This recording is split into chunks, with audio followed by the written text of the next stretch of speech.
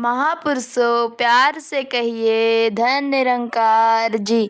सतगुरु माता सुदीक्षा सविंदर हरदेव सिंह जी महाराज की जय।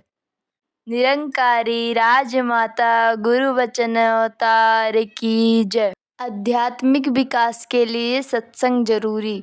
साथ संगत जी प्यार से कहना धन निरंकार जी। साथ संगत जी ब्रह्म ज्ञान द्वारा निरंकार रूपी रोशनी हमारे अंदर जली है। हमें इसी रोशनी को हर घर, हर गांव और हर देश में पहुंचाना है।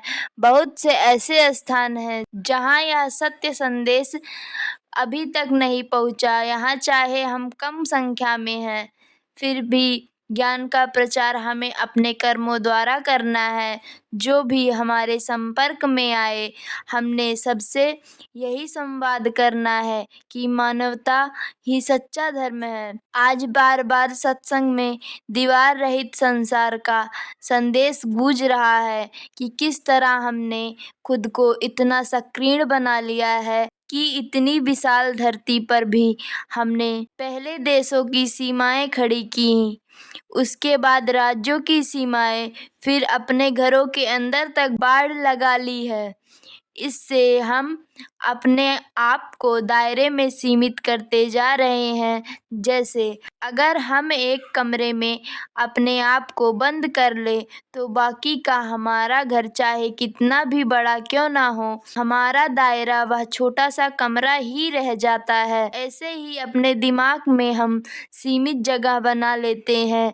चाहे हमारे पास चयन करने के अवसर भी होते हैं।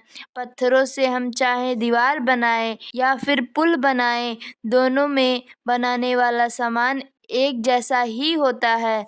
जहां हम पुल के द्वारा उस पार जाकर एक दूसरे से हाथ मिला सकते हैं, उनको गले लगा सकते हैं, वहीं दूसरी ओर दीवार बनाकर हम अपने छोटे से दायरे में खुद ही परेशान होते हैं और हमारे व्यवहार में भी चिड़चिड़ापन आ जाता है।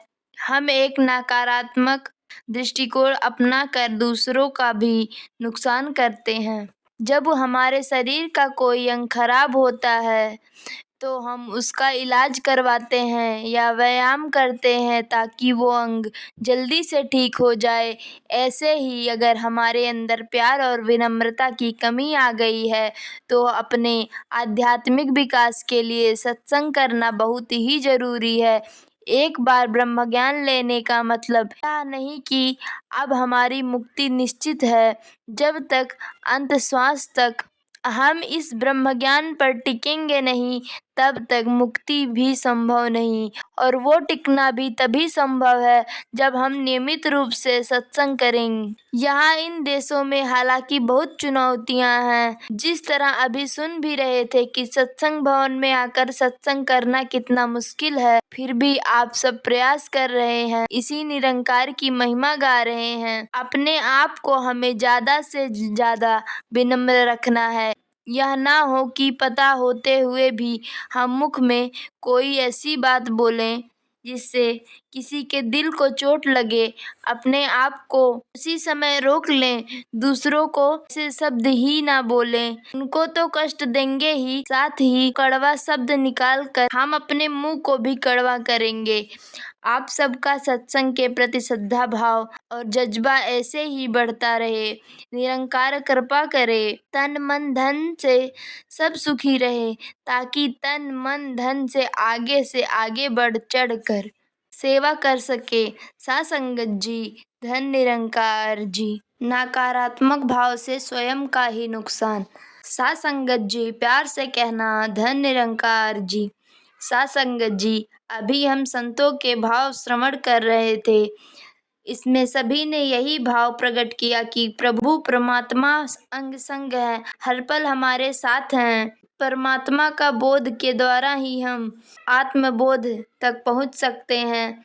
यह समझ प्राप्त होने के बाद हम हर एक में ही परमात्मा का नूर देख पाएंगे और फिर किसी को दुख या नुकसान नहीं पहुंचाएंगे। हमें संकीर्णता के बजाय विशालता से सोचना है। कहीं ऐसा ना हो कि हम संकीर्णता के कारण अपने आसपास दीवारें बना लें और फिर उसी छोटे दायरे में फंसकर रह जाएं। जिस ईंट, पत्थर और सीमेंट की दीवारें बनती हैं, उसी से हम पुल भी बना सकते हैं। यह निर्णय हमारा अपना है।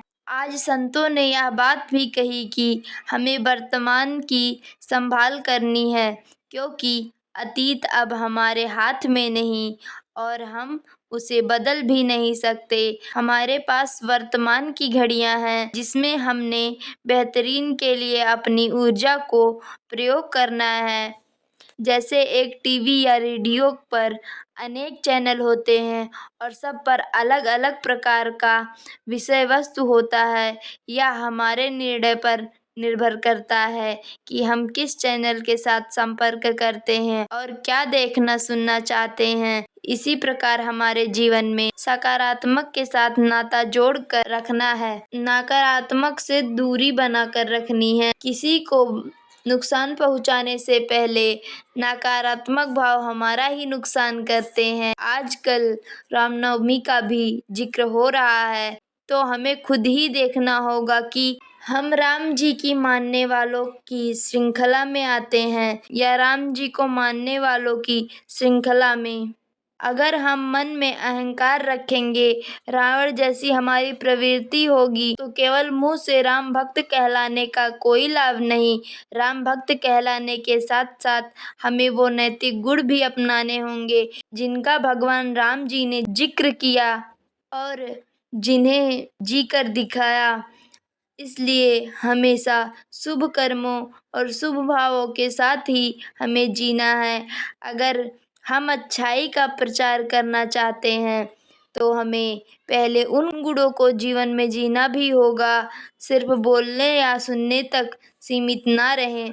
जब बहुत गर्मी का मौसम हो, तो हमें वातानुकूलन यंत्र चलाना होता है, ना कि हीटर। इसी प्रकार अगर परिस्थितियां ठीक नहीं हैं, तो शांति और सुकून के लिए हमें परमात्मा का सहारा लेना चाहिए, ना कि क्रोध या निंदा आदि का। अंत में दासी यही अरदास करेगी कि सभी इस परमात्मा को जानकर अपने जीवन को मुबारक बनाएं। साथ संगत जी, धन निरंकार जी। सेवा का भाव निस्वार्थ हो। साथ संगत जी, प्रेम से बोलना। धन निरंकार जी। साथ संगत जी, आज यहाँ टीकापुर में सत्संग करने का अवसर मिल रहा है। आज सिर्फ टीकापुर से ही महात्मा नहीं आए, आसपास के इलाकों से भी महात्मा आए हैं। कई महात्मा तो कई दिन की यात्रा करके यहाँ पहुँचे हैं, फिर 3-4 दिन की यात्रा करके अपने घर को वापस पहुँचेंगे। यह जो सत्संग के प्रति रुझान है, इतनी कठिन यात्रा करके भी सत्संग में पहुंचने का मकसद यही है कि प्रभु परमात्मा का गुणगान करें, इस निराकार से अपना रिश्ता कायम कर सके। जैसे यह पंक्तियां हम सुनते आ रहे हैं। एक घड़ी आधी घड़ी, आधी ते पुनि आध, तुलसी संगत साध की, काटे कोटि अपराध। सत्संग आवश्यक भी है और महान भी है। सत्संग में सुने शुभ वचनों को सिर्फ कानों तक ही सीमित नहीं रखना, उन शब्दों को अपने मन में धारण करके अपने व्यवहार में ढाल लें, ताकि हमारा मन परिवर्तित हो जाए। जो मन पहले हर एक से नफरत करता था, वो सत्संग के शुभ विचार ग्रहण करके, इस निराकार के दर्शन करके हर एक के भले की बात सोचेगा और भला करना ही चाहेगा। हम इंसान हैं और इस शरीर के अंदर परमात्मा का अंश है। परमात्मा का अंश आत्मा अविनाशी है। इंसान का शरीर तो बदलता रहता है। जैसे कहा भी गया है कि 84 लाख योनियों के बाद यह मनुष्य तन मिला है। आत्मा इतने शरीर बदल चुकी है, यह अपनी असली पहचान शरीर को ही मान लेती है। यह शरीर हमारी असली पहचान नहीं, यह चेहरा भी हमारी असली पहचान नहीं है। यह चेहरा, यह शरीर तो एक दिन खत्म हो जाएगा। यह आत्मा अपना निज घर जान ले। उदाहरण के तौर पे, जैसे कोई इंसान किराए के मकान में रहता है तो उसके मन में डर बना रहता है कि मकान मालिक कभी भी कह देगा कि मकान खाली कर दो, और फिर नया मकान ढूंढना पड़ेगा। जब वह अपना खुद का मकान खरीद कर उसमें रहने लगता है तो उसकी चिंता समाप्त हो जाती है, क्योंकि पता है कि अब यहीं रहना है। दुनियावी रूप में घर को संभालने के लिए कितने प्रयत्न करते हैं। यह जो आत्मा का निज घर परमात्मा है, जिससे आत्मा से मिलना है, उसके प्रति हम कोई रुझान नहीं रखते, जबकि असल में सबसे महत्वपूर्ण काम तो यही है। जैसे कहा है, कच दी मंडी चा सच दा ग्राहक कोई कोई। यह दुनिया तो झूठे जगत पतीजे जी पर ही चल रही है कि सच्चाई से तो कोई वास्ता ही नहीं रखना, झूठ और भ्रमों से ही उलझे रहना। आत्मा का कल्याण तो तभी होगा जब हम भ्रमों से ऊपर उठें, और यह तभी मुमकिन है जब हम इस परमात्मा को एक कदम आमने सामने रूबरू देखेंगे। इस मालिक परमात्मा को पाया जा सकता है, इसके दर्शन किए जा सकते हैं। इसके बाद सिर्फ जीवन का ही कल्याण नहीं, बल्कि जब श्वासों की लड़ी टूट जाएगी और जीवन समाप्त हो जाएगा तो परलोक भी सुहेला हो जाएगा। यह कार्य जीवन काल से ही करना है। ज्ञान के बाद हमारी आत्मा ही बंधन मुक्त नहीं होगी। यह आत्मा जब रोशनी में आएगी तो यह मन को रोशन करेगी, और एक बार मन रोशन हो गया तो फिर मन के अंदर नफरत, बैर, ईर्ष्या जैसे बुरे भाव नहीं रहेंगे। मन दूसरों के आंसू पोंछने की कोशिश करेगा, दूसरों को खुशी देने की कोशिश करेगा, किसी को घृणा की नज़र से नहीं देखेगा, दूसरे के चरणों में सिर रखेगा, ना कि अहंकार करेगा। मनुष्य तन में आए हैं, अनमोल मानव योनि मिला है, तो अगर यह चाहते हैं कि मन की स्थिति ऐसी ही हो जैसी युगों युगों से संतों ने चाही है, तो अपना स्वभाव भी बेहतर करें। सत्संग में आकर जहाँ हम शुभ विचार सुनते हैं, अपने स्वभाव को सुधार सकते हैं, वहीं निरंकार को याद करने के लिए मन से सुमिरन भी करना है। हमारे मुंह से जो शब्द निकले हैं वो इसी प्रभु परमात्मा का शुक्रिया करने के लिए हो, अपने आप को परमात्मा के प्रति समर्पित करने के लिए हो, भूले बख्शवाने के लिए हो, कि हमारी जितनी भी गलतियां रही हों, जानबूझकर हुई हों या अनजाने में हुई हो, वो सारी बख्श दो। हम अपने गुनाहों को माफ़ करवा लें। हम किसी की सेवा करें तो मन में निस्वार्थ भाव हो। हमें यह नहीं देखना है कि हम किसी के लिए अच्छा करेंगे तो हमें अच्छा फल मिलेगा। फल का तो हमें सोचना ही नहीं है। हम कर्म करते चले जाएं, यह ना सोचें कि उसके बदले में हमें क्या फल मिलेगा। सिर्फ अपने कर्म पर ध्यान दें, हमेशा अच्छे कर्म करें, हमेशा एक दूसरे से प्यार करें। मन को इतना विशाल बनाएं कि किसी ने कुछ कड़वी बात बोल भी दी तो उसको मन पर ना लगाएं। संदेह का लाभ देते हुए यही सोचे कि हो सकता है वह परेशान हो या उस समय उसका मन ठीक नहीं होगा, तभी कुछ गलत बोल दिया। उसके लिए भी इस निराकार से मांगे कि उसको बख्श दो, उसको भी यह समझा दो कि ऐसी बुरी बात नहीं करनी। संतों का यही कर्म होता है कि बदले का भाव न रखते हुए सभी की भलाई करनी है, सबको एक समान देखना है। यह नहीं सोचना है कि इसमें मेरा फायदा हो रहा है तभी भलाई की जाए। संतों के कर्म तो ऐसे होते हैं कि वे मानते हैं कि दूसरों के चरणों की धूल की कीमत इतनी ज़्यादा है, अगर जिंदगी भर भी सिर उनके चरणों पर रखा जाए तो भी कम है। हमें अपने जीवन में बदलाव लाने के लिए ये कदम अवश्य उठाने हैं। नित्य प्रति सेवा और भक्ति को दृढ़ करना है। जो धर्म ग्रंथ हम पढ़ रहे हैं मुबारक है, पर उनको समझकर कर्मों में तभी ढाल सकते हैं जब प्रभु परमात्मा का बोध हो जाए। पहले इस प्रभु को जाने, तभी असल में भक्ति संभव है। दासी अंत में निरंकार प्रभु से सभी के लिए सुखों की कामना करती है। साथ संगत जी, धन निरंकार जी। दिलों को प्यार से जोड़ें। साथ संगत जी, प्यार से कहना धन निरंकार जी। साथ संगत जी, दुनिया में तो कई चीजें हैं, लेकिन यह हम पर निर्भर करता है कि हम उनका उपयोग किस भाव से करते हैं। उदाहरण के तौर पर एक चाकू को ही लें। चाकू का काम तो काटना ही है। यह हमारी चेतना, हमारी बुद्धि पर निर्भर करता है कि हम उसका उपयोग लाभ के लिए करते हैं या नुकसान के लिए। एक डॉक्टर जहां सर्जिकल चाकू का किसी मरीज का उपचार करने में प्रयोग करता है, वहीं एक चाकू से ही चोर या लुटेरा किसी को मारने का काम लेता है। वस्तु अच्छी या बुरी नहीं होती, उसका इस्तेमाल किस भाव से किया गया है यह मायने रखता है। हर पल, हर क्षण प्रभु परमात्मा के साथ होने का एहसास रहेगा तो हम जानबूझकर कोई गलती नहीं करेंगे, क्योंकि इसका भय होगा। भय भी उस रूप में नहीं कि कुछ गलत कर देंगे तो हमारे साथ कुछ गलत होगा। भय इस बात का कि जो सृष्टि की रचना करने वाला है, जिसने हमें एक खूबसूरत दुनिया दी है, हम इस दुनिया की खूबसूरती कम ना करें, बल्कि अपने तरफ से उस खूबसूरती को और बढ़ा पाएं। किसी भी गुरु, पीर, पैगंबर से नफरत करनी नहीं सिखाई।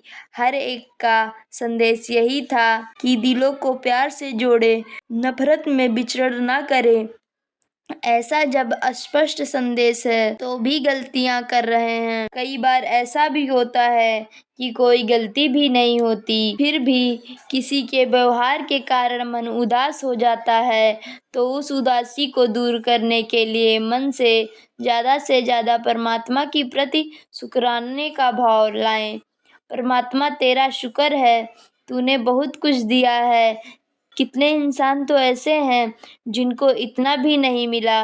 जीवन है तो सुख दुख तो आएंगे ही, पर दुख की घड़ियों में भी एक शुक्राने का भाव हो कि यदि दुख की घड़ी आई है तो कोई सबक सिखा रही है, उसमें भी इतना दुखी नहीं होना, निरंकार के एहसास में रहना है। एकदम ना शुक्रे होकर कुछ गलत बोलें ना बोले जाएं।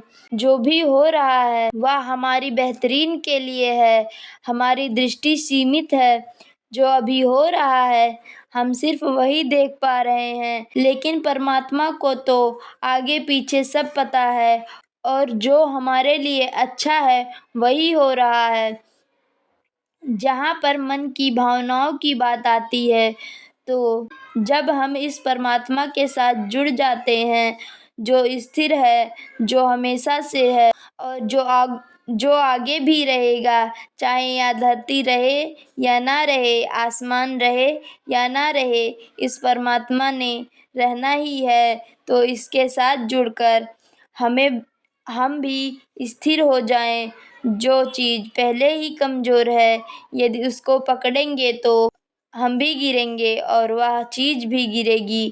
इसलिए हमने संसार का नहीं, बल्कि निरंकार का सहारा लेना है। जितना ज़्यादा निरंकार से जुड़ेंगे, उतना ही महसूस होगा कि निरंकार ने यह ज़िंदगी हमें सुंदर उपहार के रूप में दी है।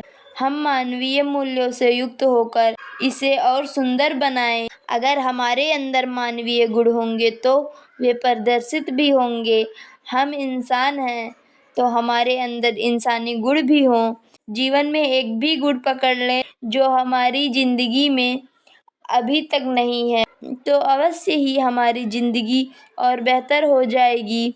साथ संगत जी, धन निरंकार जी। संसार में लिप्त नहीं होना। साथ संगत जी, प्यार से कहना धन निरंकार जी। साथ संगत जी, इस भौतिक दुनिया में रहते हुए जो भी प्राप्ति कर रहे हैं वो मुबारक है, पर उससे भी अधिक आवश्यक है एक अच्छा इंसान बनना।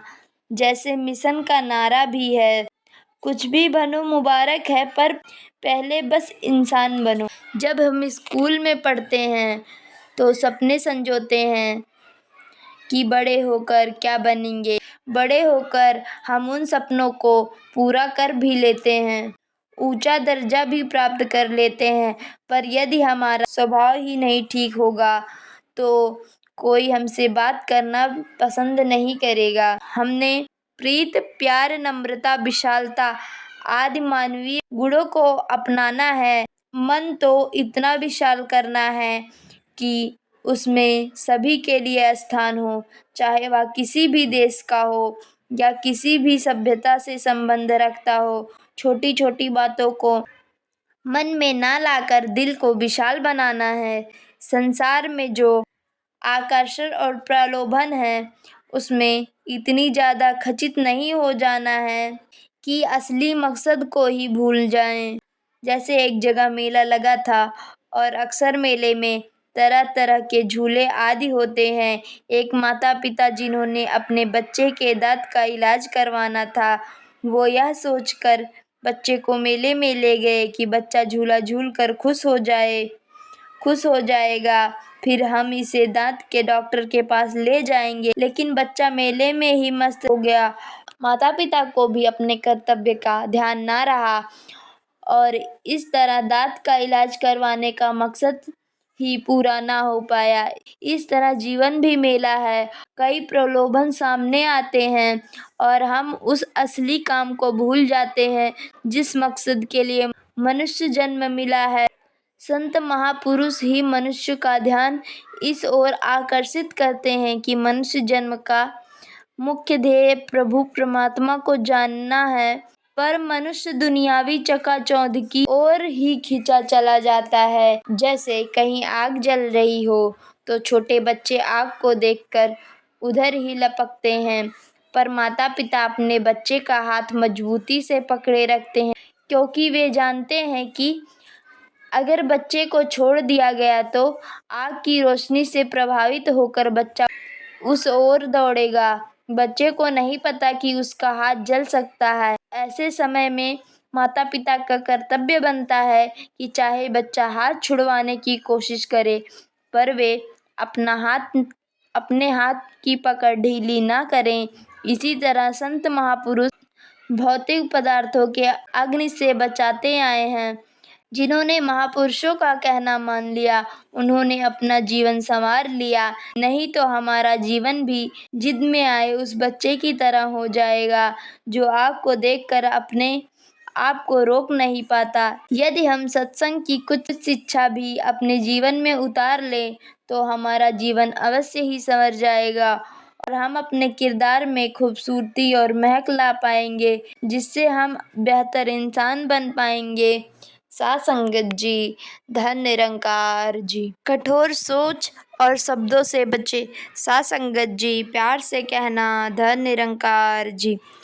साथ संगत जी, हमें इस दुनिया में तरह तरह के रंग दिखते हैं, चाहे साथियों का दबाव कह लें या कई बार गलत संगति भी मिल जाती है। उन व्यक्तियों के साथ रहते हुए भी उनका कोई असर ग्रहण न करते हुए हमें सही मार्ग ही अपनाना है।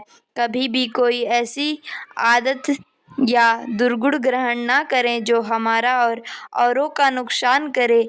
सिर्फ निरंकार के अंग संग होने के एहसास से ही ऐसी चीज़ों से दूर रहा जा सकता है। यह एहसास हमेशा हमारा मार्गदर्शन करेगा। अभी सत्संग में व्यवहारिक आध्यात्मिकता की बात हुई कि कैसे हम घर, परिवार, स्कूल, कॉलेज आदि हर स्थान पर इस निरंकार के साथ जुड़े रह सकते हैं। छोटी छोटी बातों को देखें कि हम स्कूल, कॉलेज में साथ वाले छात्र या शिक्षक के साथ कुछ गलत तो नहीं कर रहे, या घर के अंदर परिवार के सदस्यों के साथ बहस तो नहीं कर रहे हैं। जैसे घर में कोई मेहमान आ जाए और हमने उस समय फिल्म देखने जाना हो तो उस स्थिति में क्या हम दिखावे के लिए ऐसा कह देते हैं कि आप आए बहुत अच्छा लगा और अंदर से सोचते हैं कि या जल्दी जाएं ताकि हमारी फिल्म निकल न जाए।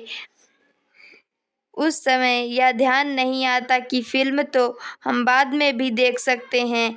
ऐसे में मन को कैसे काबू करें, यह सिर्फ निरंकार का शुक्राना करते हुए ही संभव है। जब मन का यह भाव होगा कि अच्छा हुआ संतों की सेवा मिल गई, हम जो समय फिल्म देखते हुए मनोरंजन में लगाते वह सेवा में लग गया और समय का सदुपयोग हो गया। फिल्म तो बाद में भी देखी जा सकती है, परिस्थितियाँ चाहे कोई भी हो, हर पल निरंकार का शुक्राना करना है। युवावस्था में भी कोई शारीरिक तकलीफ हो जाती है तो उस समय भी निरंकार का शुक्राना ही करना है। सोचना है कि शुक्र है निरंकार का जो तकलीफ कम है। ऐसे भी लोग हैं जो लकवाग्रस्त हो जाते हैं, कई युवावस्था में ही जीवन का यात्रा संपन्न कर जाते हैं। जीवन की हर परिस्थिति में निरंकार को याद रखना है। हमें तो हर पल शुक्राने और अपनी भूलों को बख्शवाने की भावना ही रखनी है। यदि किसी ने कुछ कह दिया तो गुस्सा नहीं करना है, उसे संदेह का लाभ दे दें, यही सोचकर कि पता नहीं वह कैसी परिस्थिति में है। कई बार वार्तालाप तो सही विषय पर हो रहा होता है, हमने साबित क्या करना है। अपने आप को सही सिद्ध करने के लिए हम दूसरे की बात काटने चले जाते हैं। जिस तरह अभी सत्संग के महात्माओं ने जिक्र किया कि फ़ोन की बैटरी खत्म है तो उसे हम चार्ज करते हैं, इसी तरह मन की बैटरी निरंकार के आश्रय से चार्ज करनी है। मन के कहे अनुसार हमने कुछ गलत किया है तो उसी वक्त यह सोच लें कि अगर इस समय कमरे में कोई होता तो क्या मैं ऐसा करता। अगर उस समय निरंकार का आश्रय लेते हुए मन को सही मार्ग पर डाल लेंगे तो विपरीत भाव से बच जाएंगे। बार बार अभ्यास से कहीं ना कहीं हमारे चरित्र में उत्तम गुण आते चले जाएंगे। जिस तरह किसी खेल का उदाहरण लें जहाँ मैच से पहले खिलाड़ी इसलिए अभ्यास करते हैं कि चाहे जिस तरफ भी गेंद आए वह उसे खेल सकें। फिर उनका इतना अभ्यास हो जाता है कि वह बिना कोशिश किए सहज में ही गेंद को आसानी से खेल पाते हैं। बस बात वही है कि यदि हमारे अंदर गुण होंगे तो हर परिस्थिति में गुण ही प्रकट होंगे। जैसे दूध के टेट्रा पैक को हम कहीं से भी काटें उसमें से दूध ही निकलेगा। अगर कोई कड़वी चीज उसमें भरी हो तो कड़वी चीज भी ही बाहर आएगी। ऐसे ही अगर हमें भी किसी छेड़ दिया और प्रतिक्रिया में कुछ ऐसा वैसा बोल दिया तो पता चल जाएगा कि हमें निरंकार कितना याद है। निरंकार को हम जितना याद रखेंगे, जितना समर्पण भाव में रहेंगे, फिर हमारी हर प्रतिक्रिया मिशन की सिखलाई के अनुसार होगी। सत्संगत जी प्यार से कहना, धन निरंकार जी।